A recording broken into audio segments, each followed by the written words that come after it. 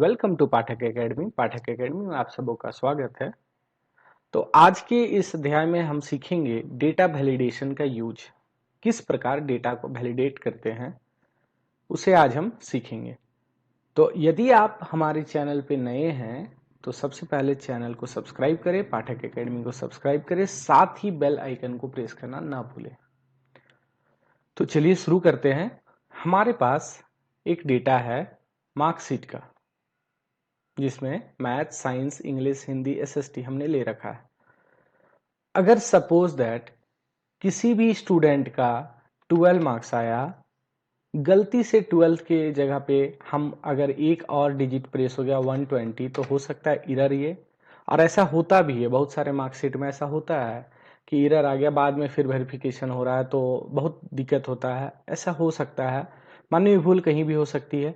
तो उसी प्रकार हम चाहते हैं कि एक ऐसा वैलिडेशन कर दें जिसमें 1 से 100 तक ही मार्क्स इनपुट हो, ना 100 से ज़्यादा ना 1 से कम, क्योंकि मिनिमम 1 या 0 ला सकता है और 100 तक मैक्सिमम जा सकता है, उससे कम नहीं, उससे ज़्यादा नहीं हो सकता है।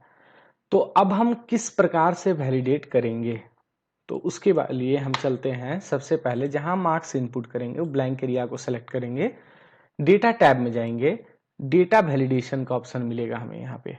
ओके, यहाँ पे सेटिंग, इनपुट मैसेज और एरर अलर्ट, तीन चीज हमें मिलता है। तो सेटिंग में हम यहाँ से अलाउ करेंगे उसको होल नंबर के लिए, डेटा में चूज करेंगे बिटवीन, और मिनिमम में हम देंगे 1 और मैक्सिमम में देंगे हम 100।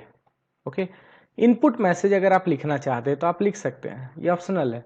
अगर आप इनपुट मैसेज कुछ भी लिखेंगे, टाइटल या इनपुट मैसेज में जो भी आप इनपुट करेंगे, तो आपको यहाँ पर हर एक सेल में शो होगा।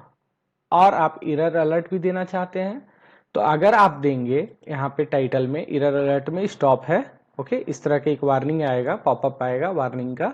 टाइटल में आप दीजिए एरर एंट्री या फिर wrong entry, wrong entry. Okay, error message में आपको क्या देना है, टाइप 1, टाइप बिटवीन 1 to 100, जो भी आपको देना चाहते हैं आप दे सकते हैं, आपके ऊपर डिपेंड है कि आप क्या कस्टमाइज मैसेज करना चाहते हैं। Then okay.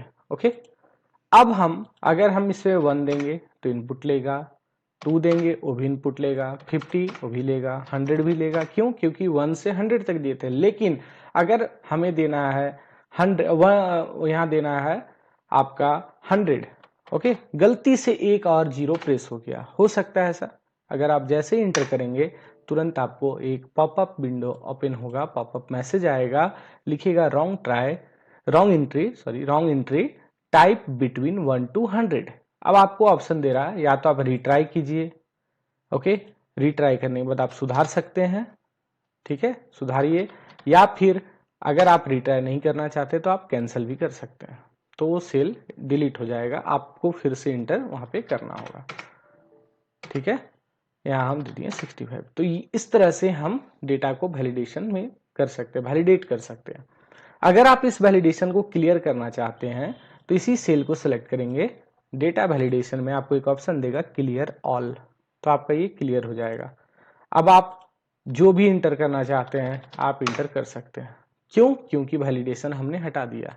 ओके, तो आप इस तरह से डेटा वैलिडेशन का यूज एक मार्कशीट में कर सकते हैं।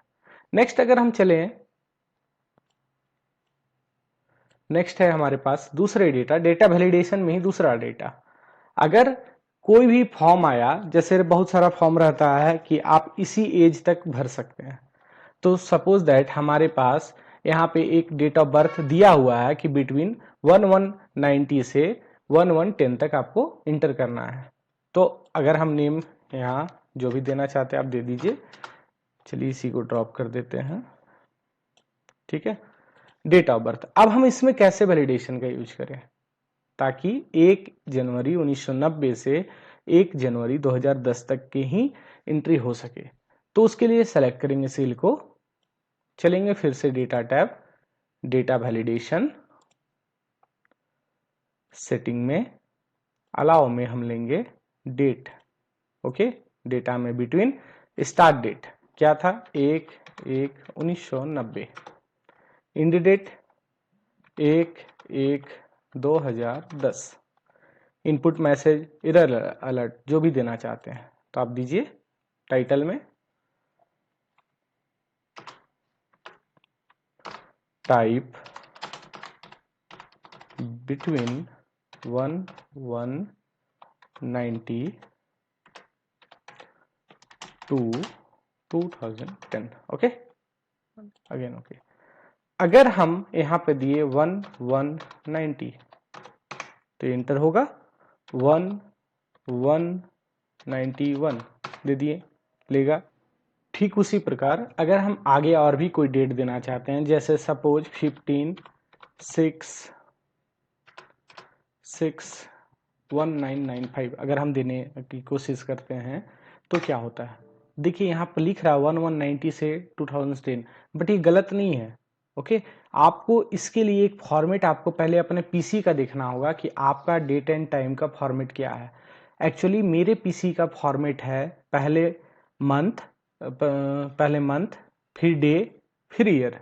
ठीक है, तो यहाँ पर तो 15 मंथ होता नहीं है हमारे पास। अगर हम इसको 12 करते हैं तो आपका सही हो जाएगा। आप पहले अपने पीसी का डेट एंड टाइम का पहले फॉर्मेट देखेंगे। हमारा देखिए पहले मंथ है, फिर डे है, तब ईयर है। आप देख रहे हैं अप्रैल 27 2021 आ रहा है। ओके, 2021 आ रहा है, मंथ डे ईयर। ये फॉर्मेट को आपको फॉलो करना होगा।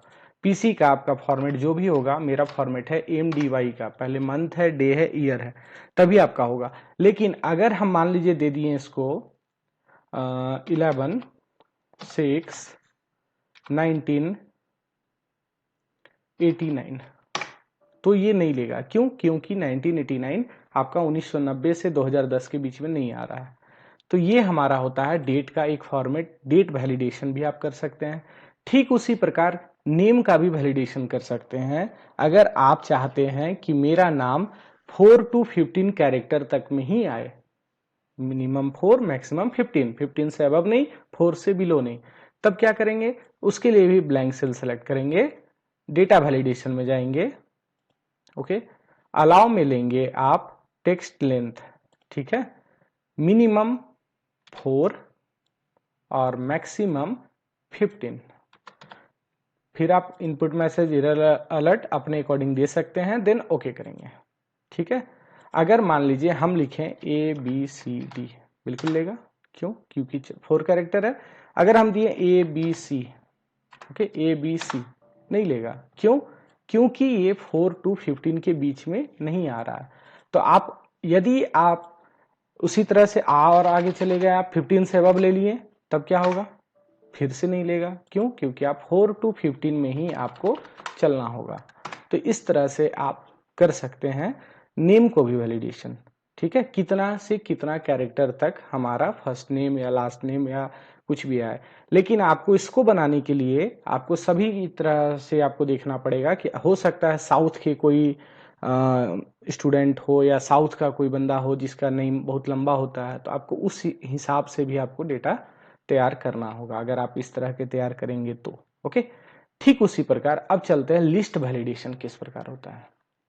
ठीक है, जैसे डेटा है हमारा सेलेक्ट टीम, हमने कुछ यहाँ टीम का नाम लिख रखा है। तो अब हम दो तरीके से आपको बताएंगे कैसे कैसे लिस्ट वैलिडेशन करते हैं। ओके, चलते हैं फिर से डेटा टैब, डेटा वैलिडेशन में यहाँ पे लेते हैं हम लिस्ट। अब देखिए दो ऑप्शन आ रहा है आपके पास यहाँ पे सोर्स में। यहाँ दो ऑप्शन है हमारे पास, हम दोनों तरीके से पहला ऑप्शन बताते हैं आपको। सोर्स में आप जाके आप अपने से टाइप कर सकते हैं, जैसे CSK कॉमा फिर space MI comma space KKR comma space RCB। ठीक है, इतने ही लेते हैं। देन आप फिर से इनपुट मैसेज एरर अलर्ट अपने अकॉर्डिंग दे सकते हैं, ओके करेंगे। तो आप देखेंगे कि हर एक सेल में हमारा यहाँ पे एक ड्रॉप डाउन बना हुआ है। आप यहाँ से गौर कर रहे हैं। ठीक है, यहाँ पे हमारा ड्रॉप डाउन बना हुआ है, आप यहाँ से चूज कर सकते हैं। ओके, लेकिन नेक्स्ट सेल में ड्रॉप डाउन नहीं आ रहा है। क्यों? क्योंकि हमने सिर्फ और सिर्फ एक ही सेल पे लिस्ट का अप्लाई किया। तो आपको करना क्या है, इसीलिए स्टार्टिंग से आपको पूरे सेल को सिलेक्ट करना है।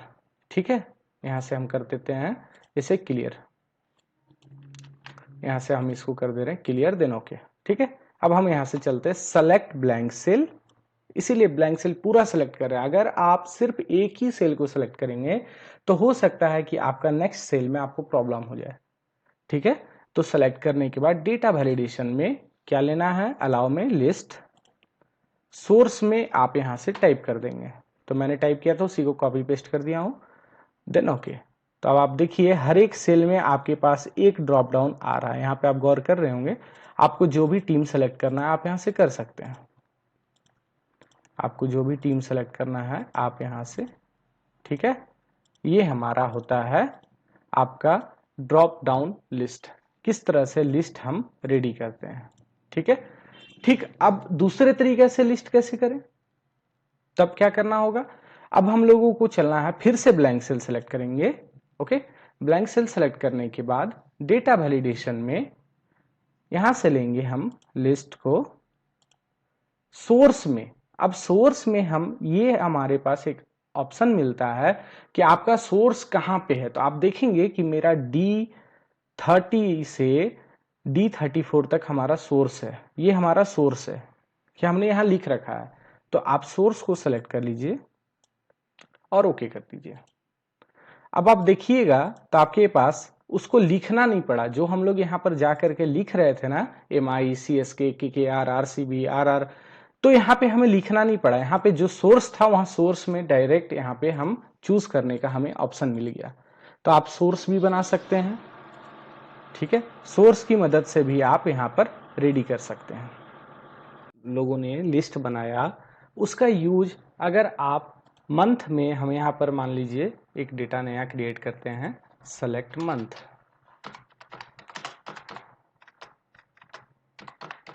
ओके, और हम यहाँ पे एक मंथ का हम यहाँ पे डिटेल्स पूरा दे दे रहे हैं, जनवरी लिख दिए और कुछ नहीं करना है, ड्रैग कर देना है ऐसे, ये हमारा पूरा लिस्ट रेडी हो गया। तो अगर हम चलते हैं यहाँ पे और हम यहाँ सेलेक्ट कर लेते हैं, हम यहाँ डेटा ब्लैंक को चूज कर लेते हैं और डेटा वैलिडेशन के अंदर में जाके लिस्ट हम ले रहे हैं और सोर्स में हम ये सेल को, मंथ वाले सेल को सिलेक्ट करके ओके कर दे रहे हैं। तो आप यहाँ से मंथ को सेलेक्ट कर सकते हैं, बट इसका एक प्रॉब्लम क्या आता है कि यदि कोई भी आपके सोर्स से एक सेल को डिलीट कर दिया तो आपको हो सकता है कि यहाँ पे वो मंथ शो नहीं होगा। सपोज दैट मई को डिलीट कर दे रहा हूँ, या फिर जून, चलिए जून और जुलाई को डिलीट कर देते हैं। ओके, जून और जुलाई को डिलीट कर दिए, ठीक है। तो क्या हुआ, हमारे सोर्स में वो जून और जुलाई ब्लैंक हो गया। तो आप यहाँ पर देखेंगे लिस्ट में तो आपको दो सेल ब्लैंक दिखाई दे रहा होगा, दिख रहा है, मई के बाद जून और जुलाई नहीं शो हो रहा ना, क्यों, क्योंकि हमने सोर्स फाइल को ही डिलीट कर दिया। तो ये इसका एक प्रॉब्लम भी आता है। तो आप अगर डेटा कहीं भी रेडी करें, अगर लिस्ट को रेडी करें तो थोड़ा साइड में रेडी कीजिए ताकि कोई उसे डिलीट नहीं कर सकता है, ठीक है। चलिए आज के लिए इतना ही। आपको वीडियो कैसा लगा मुझे कमेंट करके जरूर बताएं। अगर किसी भी तरह की परेशानी आए तो डिस्क्रिप्शन में मेरा व्हाट्सएप नंबर भी है, आप मुझे कांटेक्ट कर सकते हैं। तो आप अपने फ्रेंड्स के बीच इस वीडियो को जरूर शेयर करें और पाठक एकेडमी को सब्सक्राइब करें, साथ ही बेल आइकन जरूर प्रेस करें। Thank you.